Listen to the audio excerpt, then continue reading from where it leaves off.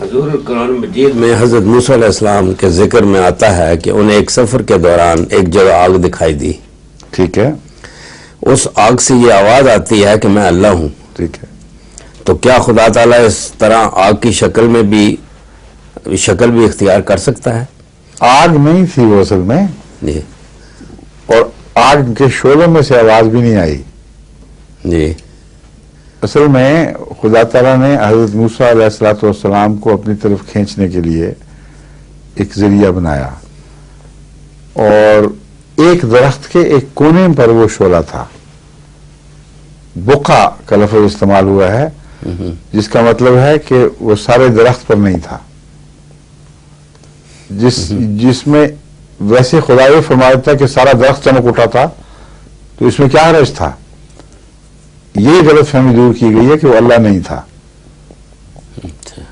جو آواز آئی ہے وہ خدا کی طرف سے تھی. جس چیز نے حضرت موسیٰ کو کھینچا وہ ایک درخت کے ایک کونے پر آگ جیسی صورت چیز دکھائی دے رہی تھی. سمجھ گئے؟ جی جی. اللہ اتنا ہی موجود ہے. اور پھر اس واقعہ کو اس واقعہ سے ملا کر پڑھیں جب حضرت موسیٰ نے کہا کہ ارے نہیں، اپنا مجھے چہرہ دکھا. تو اللہ نے یہ کیوں جواب دیا؟ دیکھ تو چکا ہے، اس دن تو نے دیکھا نہیں تھا آگ جو جل رہی تھی، میں نے کہا تھا میں ہوں اللہ. اتنی جلدی بھول گیا. یہ جواب دیا خدا نے. اگر اس کا جواب بیان کر رہے ہیں تو پھر تو موسیٰ کا سوال ہی لفظ تھا، اور اللہ تعالیٰ کو یہ جواب دینا چاہیے تھا اچھا میں دیکھ چکا ہے، میں ایک ایسی چیز ہوں جو ایک درخت کے کونے پر آگ کی شکل میں رہتا ہوں. اس کی بجائے فرماتا ہے کہ مجال نہیں کسی کی مجھے دیکھ سکے. پہاڑ پر میں اپنی تجلی کرتا ہوں، دیکھ پہاڑ سلامت رہتا ہے کہ نہیں، تجھ پر نہیں ہوگی. اور تجلی پہاڑ پہ ہوئی ہے. موسیٰ فخر موسیٰ صاعقہ، موسیٰ بے ہوش ہو کے جا پڑے.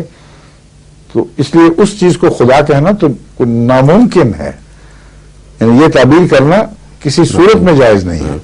اس میں پھر عیسائی بھی کہتے ہیں کہ اس طرح خدا مسیح کے روح میں بھی ظاہر ہوا تھا. تو وہ غلط ہم نے کہہ دیا، یہ بھی غلط ہو گیا. ہم کو ثابت کر دیا کسی روپ میں خدا ظاہر نہیں ہوتا. جزاکم اللہ.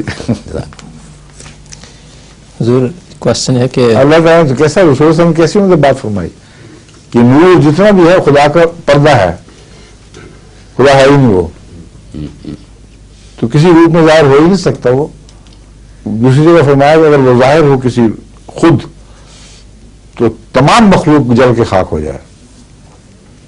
وہ چیز رہ ہی نہیں سکتی اس کے براہ راست جلوے سے. اس لیے جس طرح آپ سورج گرہن کو بھی باوجود اس کے کہ اس پہ پہلے پردہ پڑ چکا ہوتا ہے، کڑھائیوں میں پانی ڈال کے اس کے رستے سے دیکھتے ہیں، تو یہ سارے خدا کے دیکھنے کے پردے ہیں. ورنہ براہ راست اگر آپ سورج کو بھی دیکھیں تو آنکھیں اندھی ہو جائیں گی. تو اللہ کے نور کو کیسے کوئی دیکھ، ناممکن ہے، ہو ہی نہیں سکتا. پردے پر نظر نہیں پڑتی تو اصل کو کیسے دیکھیں گے؟ فرمائیے. سر انسان کی تخلیق میں مٹی کا ذکر بھی ملتا ہے اور پانی کا بھی. ٹھیک ہے. اور دونوں کو ملا کے وقت کا بھی کوئی ذکر ملتا ہے کہ کتنے دنوں میں پیدا کیا؟ جی یہ ہمارا وقت ختم ہو چکا ہے.